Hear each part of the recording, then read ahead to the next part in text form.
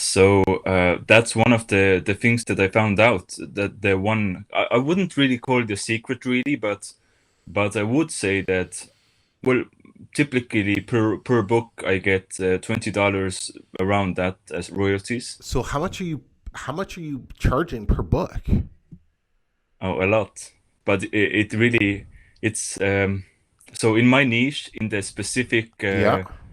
specific kind of sub niche where I'm publishing, I sell my books for $40. That's Yeah, awesome. yeah, Damn. yeah. That's awesome. That's really good, man. Really good. Hey, how's it going, everybody? Emeka here, and in today's little episode video here, I got one of our students, Christo or Chris, right? Christo, yeah. Christo, and he's coming all the way from Eastern Northern Europe, Estonia, and his store is really unique because he just surpassed $10,000 a month, and he ain't even doing it with KDP. So that's coming up in this interview right now. Hey man, welcome to the channel. How are you doing? Yeah, thanks, man. I've been looking forward to this for a long time now. Bro, I know this is exciting. Mr. INGRAMSPARK, I'm gonna start calling you. So so you just hit your $10,000 mark, a Yeah. $10,000 a month mark, finally. But the cool thing is you're not even doing it with KDP. And this is so crucial for so many reasons because I love these underdog stories. Not even underdog, but like it's you think about you're in the space. So how many people like they do something stupid and they get their account banned on Amazon, right? Or Yeah. they can't publish on KDP because honestly, I think that might be the only reason because Amazon doesn't let you, right? And they think they can't do anything or whatever the case is, but you're living proof that no, you don't need KDP to build a solid six-figure a year self-publishing business because you're doing that through other avenues. And you might get to KDP at some point, but right now your system is working for you solidly. And that's just so cool. So let's talk about it, man. So why don't we start with with the beginning? Where how did you get into the self-publishing space? I believe you wrote your first book yourself, if I remember hearing. Yeah. So that's exactly right. I started back in 2019 when I wrote my first book, and I was just wondering how I should publish it, how I should market it. I had no idea about self-publishing.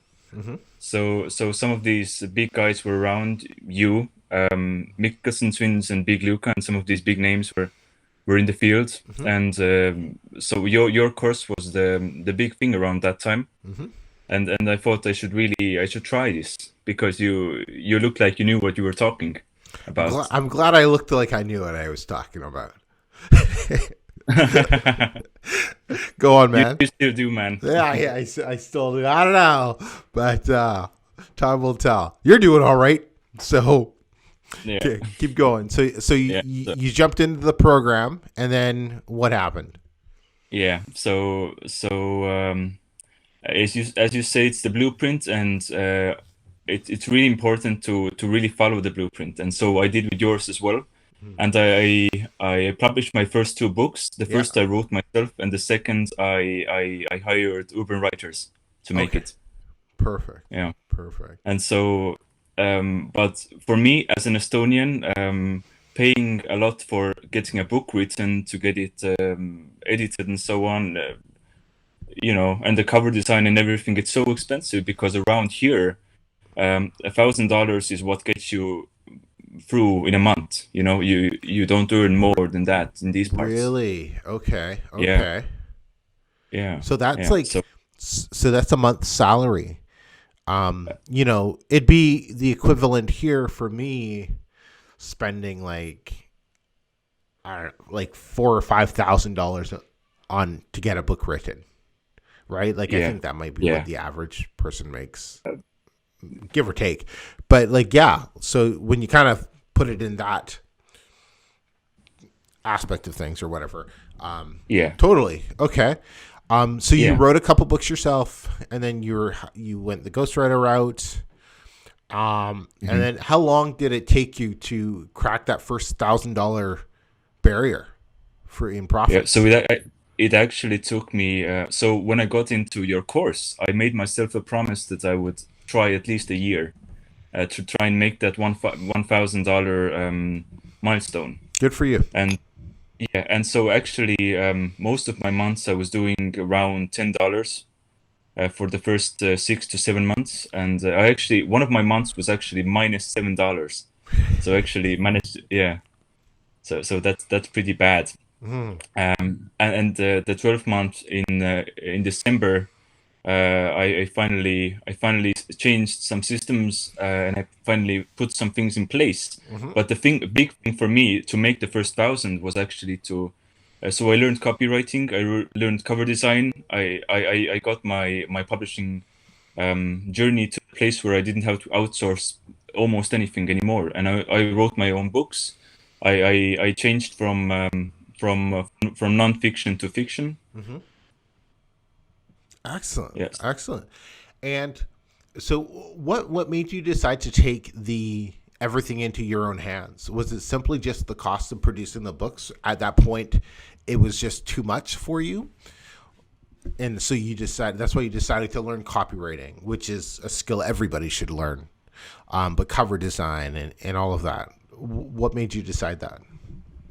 The big thing really was I started to also take other sub courses from entrepreneurship and business, and I really wanted to take the whole thing into my own hands. And as this was my plan, I always had the idea that I want to take on employees and workers. So if I take employees and I want to teach them the whole thing, then it's a bit hard when I have to outsource stuff. And I decided that if I'm going to teach someone how the whole system works, then I need to know the whole thing myself, really. That's absolutely crucial, man. Like, I got this.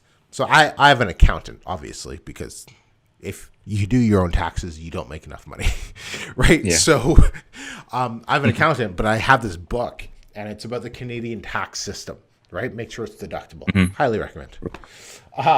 But I was talking the other day, I think it was to my brother, and he's like, "Why are you reading a book about taxes? You have somebody who does that."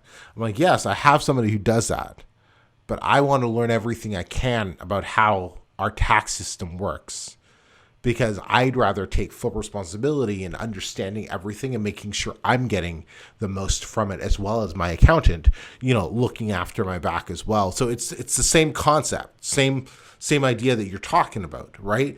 Understand everything about the business first, so you can also teach everybody. You're just going to have a better overall picture of everything.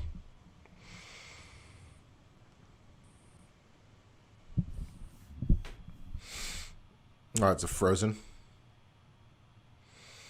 Can you hear me? Yeah, Yeah. exactly.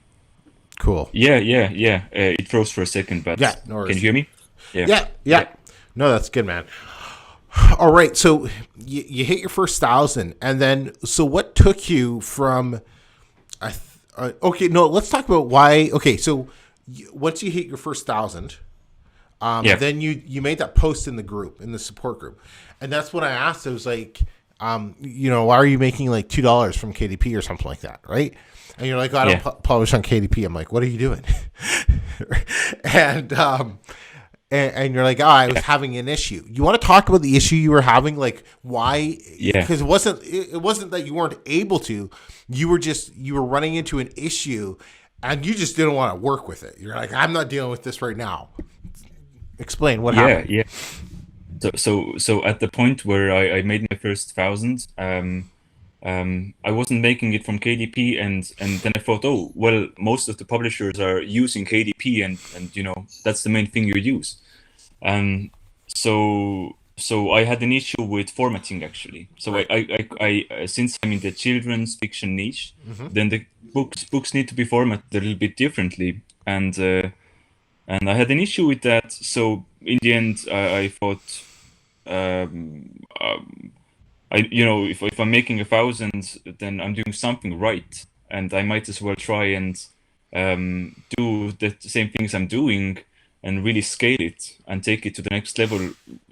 So my idea was that if I'm doing this, if I just keep at it, Mm-hmm. and if I so basically, this was the point actually when I made myself a promise. If I'm doing this, I'm going to make it to the 10K at some point, and Right. I really took off from there actually. And so you but then so the issue was formatting that wasn't you were just running into some sort of error on KDP and you decided not to fix it. Yeah, Right? You're just like, whatever, I'll just keep going with what's working well for me right now. And that's yeah, great. Like it was making you money. So you yeah, knew it was you were on the right track, right? And you just kept going with it. And that's hey man, power to you. Awesome. You showed everybody wrong, including myself, right? well, yeah. Well, yeah, there were a few things that I decided to do to add to my system and my publishing business really. Um, One of those things was actually so there's this guy Juan Born, who's also he Love them. you know the guy. Yeah. Yeah, yeah. So he has a course about scaling and Yeah. automating. Yeah, and I took his course. I think I was actually one of the few people who got the course.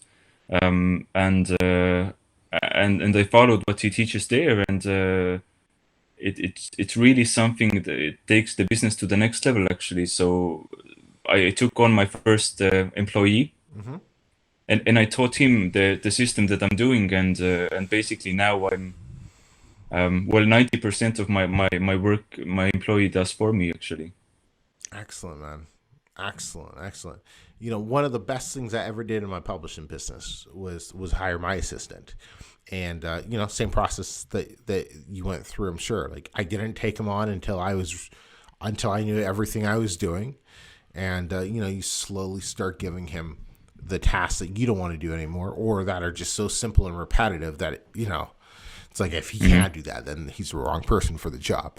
But right, um, yeah, no, that's phenomenal because it gives you the freedom to work Yeah. on bigger things or make the bigger decisions.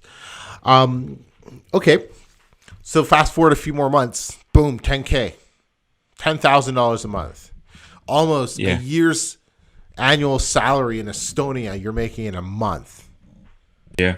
Yeah. Yeah, right? man. Yeah. Cool. Really, I mean, so yeah, so December 2020, I made my first 1,000. February 2021, I made my first 5K, and April I hit my 10K mark. That's phenomenal, man. That's phenomenal. And um, how did it feel? What did when you knew you crossed that 10K, man? Tell me, how did it feel? What were some of the emotions you're going through? Because that's some of the stuff that I think a lot of people they think they want to hit that, but when they do, they don't realize what that actually means. Like it's Yeah, so it's actually a mix of two feelings. On one hand, you have the feeling that okay, I actually have something real and I can actually do something with my life now. And on the other hand, you have the feeling of, if everyone around you is making, I'm sure the guys down in India feel a similar kind of thing. So if you're making 10K a month, you actually feel like a little bit guilty, but then you kind of realize that no, this is actually what I earned. So then you get back to the feeling of okay, I can live my life now. that's an interesting idea, man. And like we could get like pretty. Sorry, my eyes are. It's allergy season. Yeah, yeah, Um, that's the feeling of guilty for earning the money.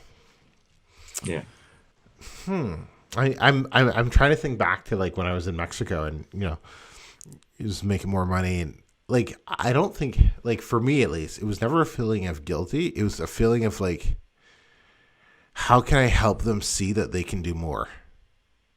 That was always the frustrating thing for me. It was,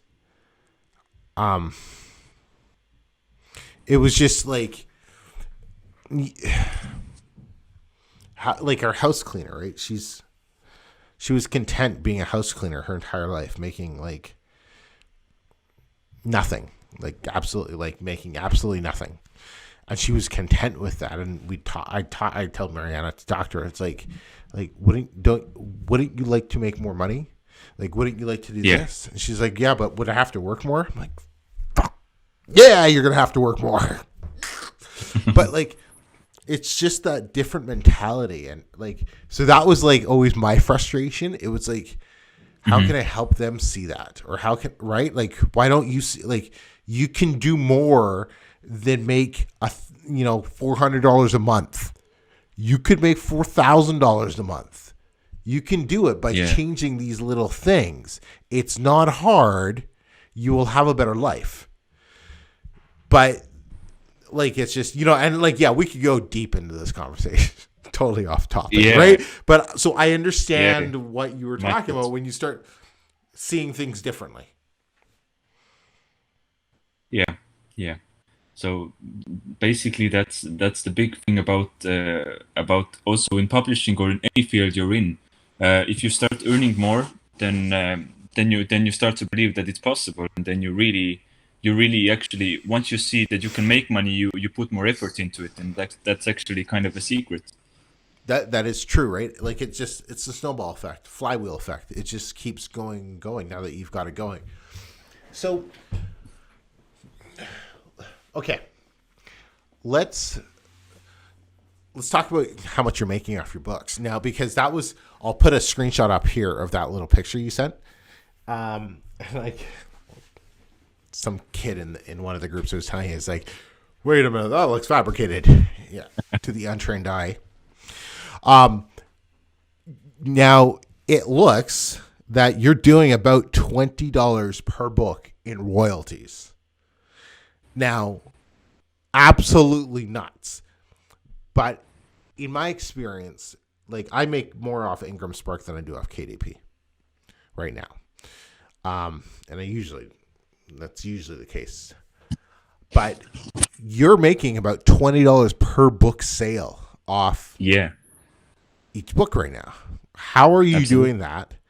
And just explain that process, like what you explained to me earlier, because I think people are too content with making $6, $7, $8 off per book sale. I'm like, yeah, that's all right, but what if we could make 20? I'd rather have 20. Yeah. So basically, the real thing about I think this used to be the feared part of the business. I mean, the keyword research could be a tedious one, and it might take you some time to find the right niche and to find the right keywords. But it's actually, in my experience, as you just said, it's actually the it really is the most rewarding part.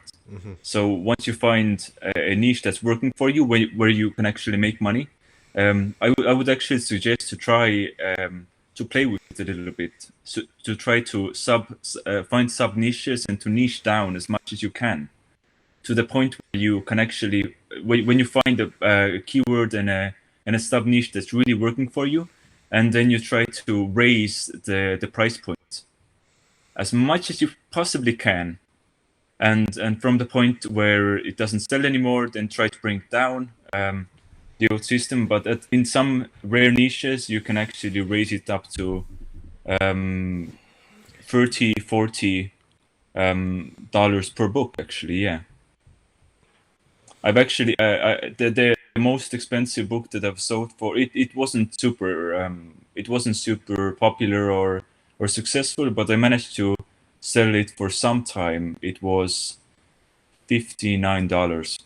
$59. That's phenomenal, man. And like you said, you're in a very niche down kids niche. Yeah. Right. And I think a lot of people who might be watching this who are also in a kids niche, right? Children's books. I may be like, what? Parents are spending $30, $40, $50 on a book for their kids? Yeah, you know, I'm like, I wasn't joyous about spending $40 on a book for my kids, but I've done it. I don't Yeah. enjoy it. I try to find the cheaper ones, but Yeah. it happens. If the book's good enough and they want Yeah. it enough, parents are going to buy it for them. Like, that's just it. Right? Yeah. And Yeah. so that's really cool, man. I love what you said about testing your prices. That's like a whole lesson in the new program that's coming out. It's about testing your prices, because I don't think a lot of people are doing that, right? They'll price their book and leave it. But it's like, no, leave it, track how many sales, track your profits, and then Yeah. bump up the price, and then track it, sales and profits, and keep making those adjustments, because that's how you can find the sweet price point. You can make more money. Like, sometimes people don't realize you can make more money off your books by selling less books. Yeah. Yeah. Right? And Absolutely. yeah. And it's like, it's not like you don't have to sell a ton of books. Just sell very expensive books. Yeah. Basically. Right? Yeah. So that's awesome, man. What are some tips or anything? Like, I know it's such a simple follow the course, as you said, right? It's a very laid out process for people, but has anything worked well for you that, looking back, you're like, man, I wish I learned that a little easier, or anything like that you can share with the people watching? Well, uh, well, the thing is, you really should learn as much about the process yourself as you can. So at this point, I could do all of the business, all of the processes myself, from writing the book to copywriting to cover design and so on. But the thing is, if you really get it down, you can make different spreadsheets. You can break it down into steps, and if you make the steps really easy, well, the thing is, the thing that I would have wanted to know really early on in my journey was that if I really get it down, I can just teach it to someone and pay them to do it for me. Yeah, probably. So my one of my tips would definitely be to learn the whole, not the whole thing. You don't have to be a writer. You don't have to be a cover designer, but break it down into your own system, and find an employee or a trainee or someone as well to get your team bigger, so that you don't have to do all the tasks yourself, I guess. Yeah. And that's when you understand everything that you're doing. Yeah. Right? Was there, I don't even want to put it, I was going to ask, like, what dollar amount did you realize that you understood everything? But Or it might be kind of hard to say. well, when I started, and I told myself that I'll be in this business for a year. I didn't know that I would be working for, well, I had other jobs as well, obviously, Right. but I didn't know I would have to work for 9 or 10 or 11 months for, well, half of my months were $0 and some of them were $10. The worst month was minus $7. So a lot of people would just quit if they saw that, hey, I'm working for half a year, I'm trying to learn this process, but nothing's working. So even if you've been in the business for 4, 5, 6 months, you should still try and go at it. Just try to publish more books. Just find new niches. Just try everything out for yourself. And I mean, I'm a living proof that if you try different things, you can eventually find your own systems, your own avenues. I mean, 100%. this is a real business that can work just the way you want it to work, And like what you just said right there it's like the definition pretty much of entrepreneurship, right? It's just working for no money. It's just working and working and working and seeing no results. And then right when you start questioning, why am I even doing this? Boom. You break through, and all of that hard work has now started to pay off. and you just keep building on that. But and that process, I don't think that ever changes, right? It it just keeps growing on different levels. But yeah, so that's awesome, man. That's awesome. Anything else you want to add? Share? Well, I'm really excited for the future at this point. I'm looking at some new ways to monetize. I'm actually planning to sell my business for the first time. Right? Yeah. We were talking about that. You're looking at selling. I think that's phenomenal. Absolutely phenomenal. Take a big cash payout. Right? Yours is probably going to be evaluated at probably around the $250,000 US mark.